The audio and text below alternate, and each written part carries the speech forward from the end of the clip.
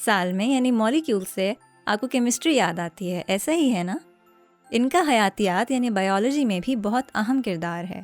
اس video میں ہم نشاستہ یعنی کاربوہائیڈریٹس، لحمیات یعنی پروٹینز اور چکنائی یعنی لپڈس کے بارے میں جانیں گے۔ جب ہم لپڈس کی بات کرتے ہیں تو اس کا مطلب چربی اور تیل ہے۔ زندگی کے معاملات حیاتیاتی سالموں یعنی بایولوجیکل مالیکیولز پر منحصر ہوتے ہیں۔ ان کی بناوٹ ان کے کام کے مطابق ہوتی ہے۔ کیا آپ جانتے ہیں کہ جاندار دراصل مالیکیولز کے چھوٹے چھوٹے گروپس سے مل کر بنے ہوتے ہیں؟ آپ کے خیال میں آپ میں پایا جانے والا سب سے عام مالیکیول کون سا ہے؟ اس کا جواب پانی ہے۔ تقریباً 55 سے 60% انسانی جسم کا وزن پانی کی وجہ سے ہوتا ہے، اور کچھ جانداروں میں یہ جسمانی وزن کے 90% پر بھی مشتمل ہو سکتا ہے۔ آپ کے عضلات یعنی مسلز اور گردے خاص طور پر تقریباً 79% تک پانی والے ہوتے ہیں، لیکن آپ کی ہڈیوں میں بھی 31% پانی ہوتا ہے۔ یقیناً آپ کو اس کا اندازہ نہیں تھا۔ تو کیا اس کا یہ مطلب ہے کہ ہم پانی پر چل سکتے ہیں؟ اب پانی کے بارے میں کافی بات ہو گئی۔ سوچئے اگر آپ کے جسم سے سارا پانی نکال دیا جائے تو باقی کیا بچے گا؟ باقی صرف پروٹینز، لپڈز، کاربوہائیڈریٹس اور خلیوں میں پایا جانے والا نیوکلک ایسڈ جیسے ڈی این اے بچے گا۔ تو یہ سب کس چیز سے بنے ہیں؟ کاربوہائیڈریٹس اور لپڈز کافی سادہ ہوتے ہیں۔ ان میں صرف 3 عناصر یعنی ایلیمنٹس موجود ہوتے ہیں: کاربن، ہائیڈروجن اور آکسیجن۔ پروٹینز تھوڑے پیچیدہ ہوتے ہیں کیونکہ ان میں یہ 4 یا 5 عناصر پائے جاتے ہیں: کاربن، ہائیڈروجن، آکسیجن، نائٹروجن اور کبھی کبھی سلفر بھی۔ آئیے پہلے کاربوہائیڈریٹس سے شروع کرتے ہیں۔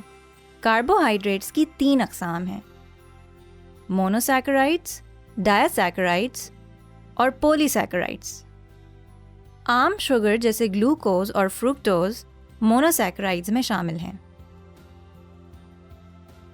سوکروز جو 2 عام شوگرز کو مل کر بنتا ہے، ڈائیسیکرائڈز میں شامل ہے۔ اور کچھ کاربوہائیڈریٹس پولیمرز ہوتے ہیں جو بہت سی شوگرز کو ملا کر بنتے ہیں، اسی لیے انہیں پولی سیکرائڈز کہا جاتا ہے۔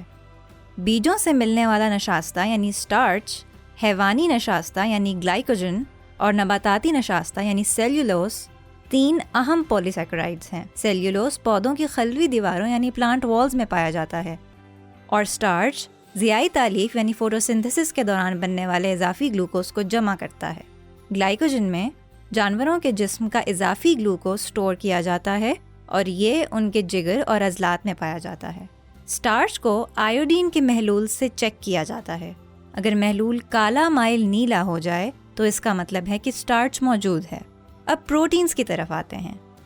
یہ بھی پولیمرز ہیں، لیکن جیسے کاربوہائیڈریٹس میں دہرائی جانے والی اکائی یعنی مونومر گلوکوز تھا، پروٹینز میں اس کی جگہ امینو ایسڈ ہوتا ہے۔ یہ پروٹینز پیچیدہ سی سہ آبادی یعنی 3 ڈائمینشنل شکل میں طے ہوئے ہوتے ہیں۔ یہ آپس میں ایک کمزور سی گرفت یا بانڈ کے ذریعے جڑے ہوتے ہیں۔ ہر پروٹین کا کردار اس کی شکل و صورت پر منحصر ہوتا ہے۔ چونکہ خامرے یعنی انزائمز پروٹینز ہوتے ہیں اور پروٹین کے بانڈز کمزور ہوتے ہیں، اس لیے درجہ حرارت کے ایک مخصوص حد تک بڑھنے کے بعد انزائمز اپنی خصوصیات بدل لیتے ہیں، بانڈز ٹوٹ جاتے ہیں اور پروٹینز کی بناوٹ بدل جاتی ہے۔ 20 مختلف امینو ایسڈ مل کر پروٹینز بناتے ہیں۔ امینو ایسڈز کی ترتیب مختلف پروٹینز میں مختلف ہوتی ہے۔ اس طرح 20 مختلف امینو ایسڈز لاتعداد پروٹینز بنا سکتے ہیں۔ یہ تصور کیا جاتا ہے کہ صرف انسانی جسم میں تقریباً 50,000 مختلف پروٹینز موجود ہیں۔ آپ کو ہر جگہ پروٹینز ملیں گے۔ خلیوں کی جھلی یعنی سیل میمبرینز میں، جہاں یہ ایکٹیو ٹرانسپورٹ کے دوران مادوں کی آمد و رفت کنٹرول کرتے ہیں۔ انزائمز کے طور پر ضیائی تالیف، عمل تنفس یعنی ریسپریشن، ڈی این اے کی نقل اور ہاضمے وغیرہ میں۔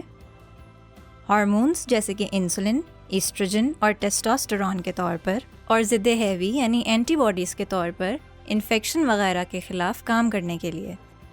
یہ پروٹینز اور کاربوہائیڈریٹس کے بارے میں تھا۔ آئیے اب لپڈس کے بارے میں پڑھتے ہیں۔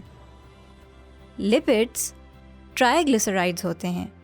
ان میں ایک گلیسرول مالیکیول ہوتا ہے جس کے ساتھ 3 فیٹی ایسڈز دم کی طرح جڑے ہوتے ہیں۔ مختلف لپڈز میں مختلف فیٹی ایسڈز ہوتے ہیں۔ ٹرائی گلیسرائڈز کھانے پینے میں ملنے والی چکنائی یا فیٹس ہیں جو گوشت، دودھ سے بنی اشیاء اور کھانے کے تیل میں ملتے ہیں۔ جگر بھی ٹرائی گلیسرائڈز بناتا ہے۔ اسے خلیے اور بافتیں توانائی حاصل کرنے میں استعمال کرتے ہیں یا یہ فیٹس کی شکل میں جمع ہوتی ہے۔ لپڈز کی کچھ مثالیں steroid hormones, cholesterol, vitamin A اور ڈی ہیں۔